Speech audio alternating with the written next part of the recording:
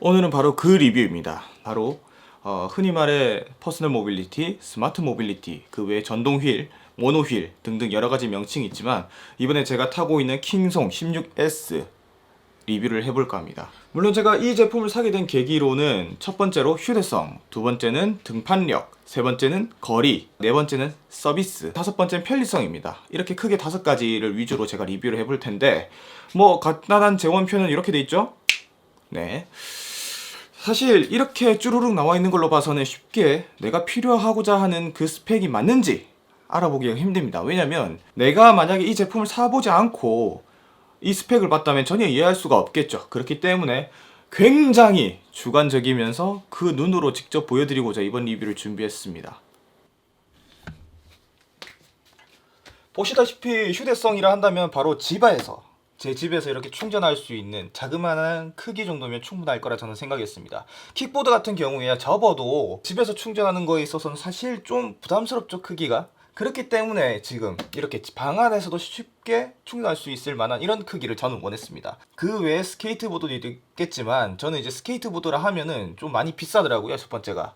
두 번째는 AS가 될까? 그 생각이 조금 들기도 했어서 그래서 이제 국내에서 쉽게 구할 수 있고 가격대도 딱 100만 원이며 등판력도 우수한 이 제품을 바로 골랐습니다. 게다가 모든 게 올인원 제품이에요. 뭐 제품의 외관을 간단하게 살펴보면 여기 양옆에 스피커가 있고 그 외에 여기 보시면은 라이트, 후미등과 이제 전조등 두 가지로 동시에 탑재하고 있습니다. 그 외에는 충전 케이블로 굉장히 심플한 구성이며 바로 여기 있는 버튼을 눌러서 열고 그 다음에 바로 눌러서 다닐 수 있다는 거죠.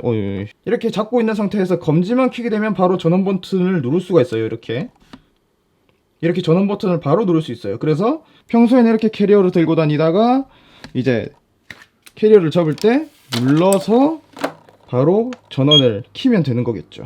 이런 식으로 굉장히 편안하게 만들어져 있어요. 손잡이 구성 자체도.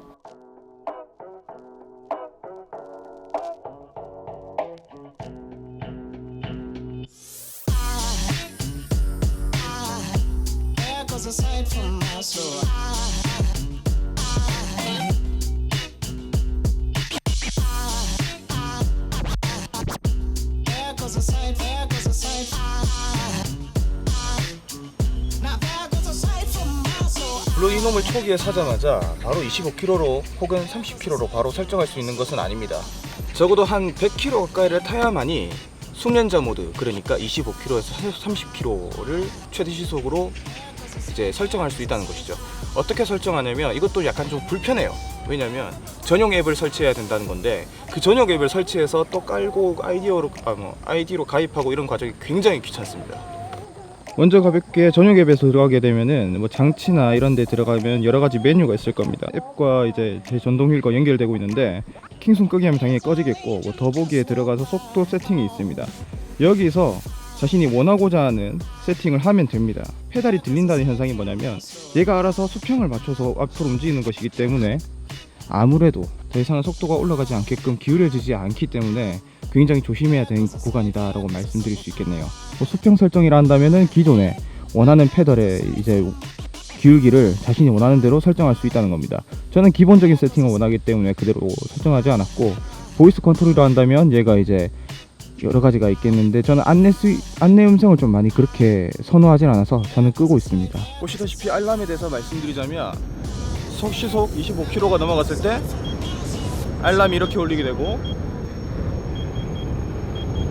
이게 바로 세 번째 알람입니다.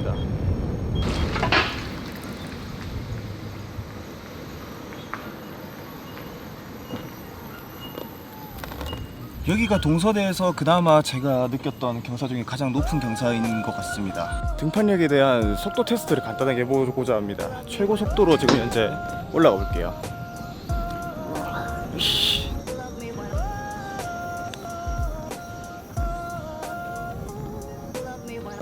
거의 최고 시속이 15km밖에 안 나와요. 물론 내리막에는 그렇게 힘겹지는 않지만 정말 가파른 오르막의 경우라면 대충 15km 정도 나오네요, 시속은. 네네. 타임랩스 찍어 가야겠다. 오차. 이야.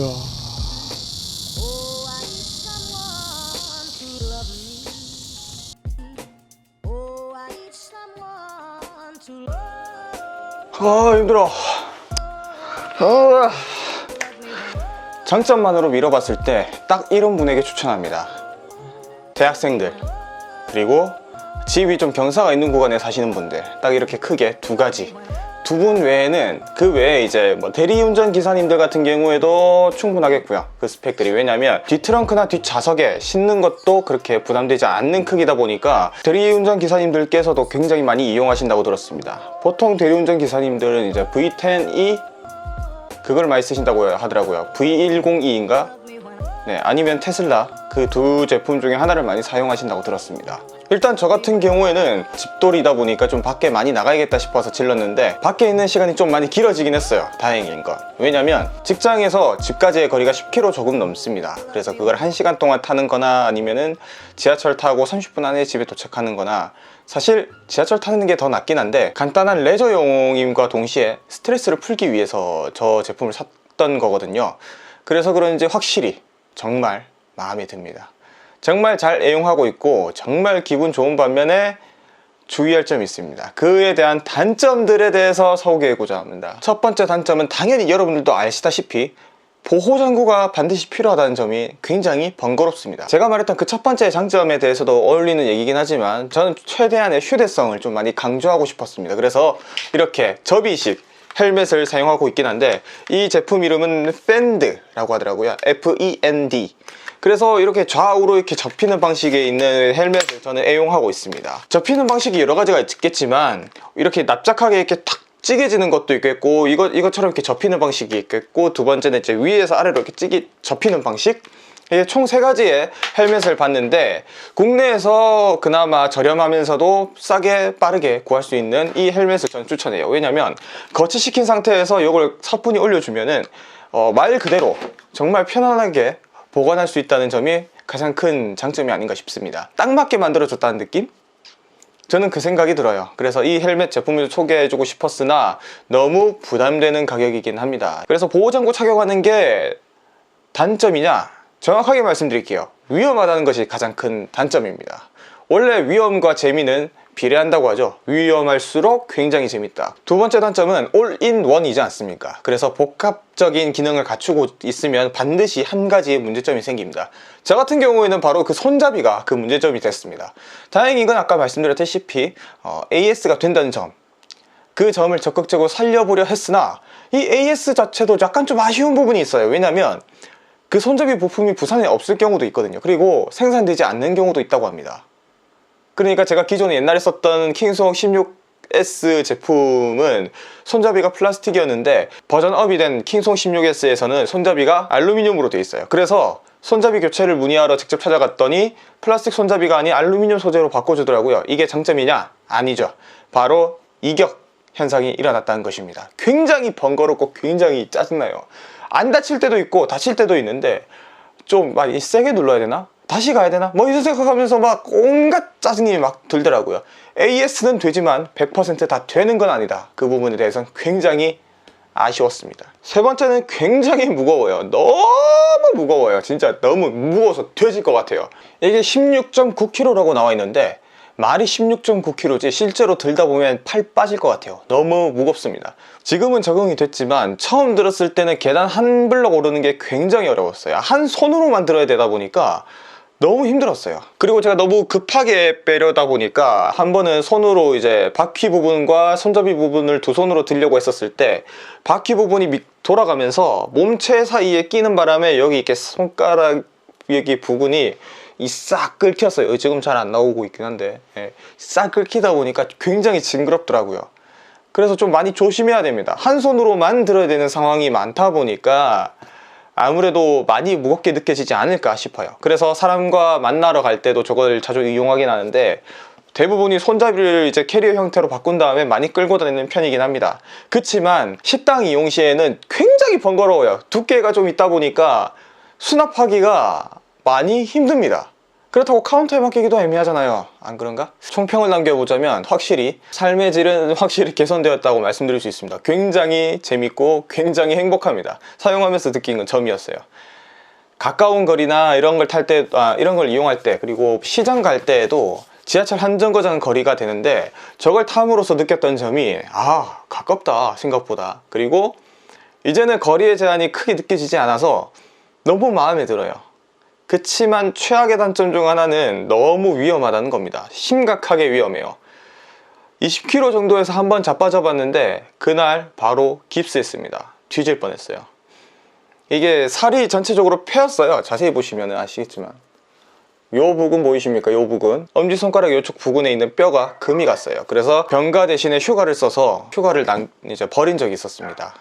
굉장히 조심해서 타셔야 돼요. 게다가 이 치료 비용만 하더라도 거의 11만 원입니다. 심각하게 조심하셔야 돼요. 그래서 보호장구는 거의 필수입니다. 요놈 덕분에 머리는 안 다쳤지만 팔이 아주 그냥 아작이 났어요. 그때 팔 보호장구도 웬만하면 하나 구비하시는 것을 추천합니다. 보통 무릎은 다치는 일이 잘 없었고요. 저는 이제 보통 이렇게 자빠지면서 이게 팔꿈치나 아니면은 팔 위주로 좀 많이 다쳤어요. 1000km를 가까이 타면서 제가 느꼈던 장단점에 대해서 소개해 드렸습니다. 물론 가격대마저도 굉장히 부담스러운 가격대이기도 해요. 100만 원이면은 컴퓨터 한 대잖아요. 물론 본체 한 대 값이긴 하지만 굉장히 부담되는 금액인 건 사실입니다. 서비스 센터에서 물어봤을 때 저거 한 대로도 거의 10,000km 넘게 타셨던 분들도 계셨다고 하더라고요. 일단 AS 센터, 그러니까 서비스 센터에 갔을 때 리튬이온 배터리의 수명이 그렇게 짧지 않다는 말씀을 들었습니다. 이건 당연히 서비스 센터님의 피셜이에요. 저의 피셜이라기보다는 직접 가서 여쭤봤을 때 10,000km 넘게 타셨던 분들도 배터리 자체에는 큰 이상은 없었다 라고 말씀하신 거 보면 말이죠. 게다가 최대 거리가 65km라고 명시되어 있긴 합니다. 그치만 제가 낙동강 종주길을 한번 밀양까지 가본 적이 있었는데 체감상 40km 밖에 안 됐던 것 같아요. 왜냐면 이 65km는 사실 평지에서 10km대 속도로 꾸준히 달린다면 65km다 라고 나와 있던 것 같던데 우리나라가 3분의 2가 산이지 않습니까? 경사가 막 오르락 내리락 하는 구간이 얼마나 많은데 게다가 제 체중 또한 70kg 가까이 됩니다. 그러다 보니 당연히 65km, 명시되어 있던 65km보다는 당연히 한 10km 정도는 짧겠지라고 생각했는데 아니다 다를까 40km 정도 가니까 뒤질라고 하더라고요. 그래서 그 낙동강 종주길에서 나음에 이제 전기를 좀 많이 빌리는 형태가 좀 많았어요. 굉장히 좀 처절했다고 해야 될까요? 일단은 그 먼 거리를 그렇게 한꺼번에 전기를 소진한 적은 단 한 번도 없었는데 배터리가 30% 남았을 때는 20km대에서 페달 들림, 발판 들림 현상이 일어납니다. 그리고 10% 이하가 되면은 10km 이상만 올라가기만 해도 바로 발판이 들려요. 그렇기 때문에 안정성에 있어서만큼은 굉장히 확신할 수 있습니다. 왜냐면 평지에서 제가 거의 20km대에서 계속 갔는데도 불구하고 단 한 번도 꺼진 적은 없었습니다. 이거는 믿으셔도 돼요. 이거는 기계 바이 기계인지 모르겠어요. 그치만 제가 느낀 바로는 안정성에 있어서만큼은 확실해요. 굉장히 믿음이 갔었습니다. 100만원대 이상 가는 고가의 제품일수록 굉장히 안정성이 높다라는 건 확실히 믿음이 갔었습니다. 마지막으로는 가장 큰 단점 중 하나는 바로 타는 게 너무 어렵습니다. 저 같은 경우에는 거의 일주일 넘게 걸렸어요. 아침에 일어나서 새벽에 일어나서 좀 타는 거 연습하다가 종아리 다 터질 것 같고 막 그런 적이 많았거든요. 막 이게 지지하는 게 발로 지지하는 거다 보니까 이 종아리로 지지하다 보니까 굉장히 아파요. 처음 시작할 때 분들은 다 아실 겁니다. 떡볶이 모양의 스펀지를 막 붙이시는 분들도 많거든요. 그런데도 아파요. 저는 그래서 그냥 에이 아플 거 뻔히 아는데 그냥 안 붙이고 그냥 계속 연습해서 그냥 저렇게 타자 해서 저렇게 타고 있습니다. 타는 방법이 굉장히 어렵기 때문에 주위에 꼭 숙련자분이 있었으면 좋겠어요. 저는 제 주위에 원휠 이런 걸 타신 분이 단 한 명도 없었기 때문에 혹시나 부산에 사시는 분들 중 원휠을 타고 싶다 그리고 어떻게 배워야 할지 모르겠다라고 말씀하신 분이 계신다면 말씀 남겨주시면 제가 꼭 도움을 드리도록 하겠습니다. 아무튼 여기까지가 원휠에 대한 리뷰였습니다. 킹송 16S에 대한 구체적인 리뷰는 여기까지고요. 또 궁금하신 부분에 있어서 댓글 남겨주시면 성심껏 열심히 댓글을 남겨보도록 하겠습니다. 아무튼 여기까지가 리뷰였습니다. 처음으로 기계 리뷰를 하는 거다 보니까 과연 신빙성이 있는지 그리고 이제 제가 열심히 만들었지만 재미와 동시에 그 리뷰가 여러분들한테 도움이 됐을지 잘 모르겠네요. 아무튼 시청해 주셔서 감사합니다. 힘들어. 됐다. 정확한 무게를 위해서 체중계를 이용해 보겠습니다. 아차, 씨발 그만큼 묵은지 이 16kg가 아니야 분명히.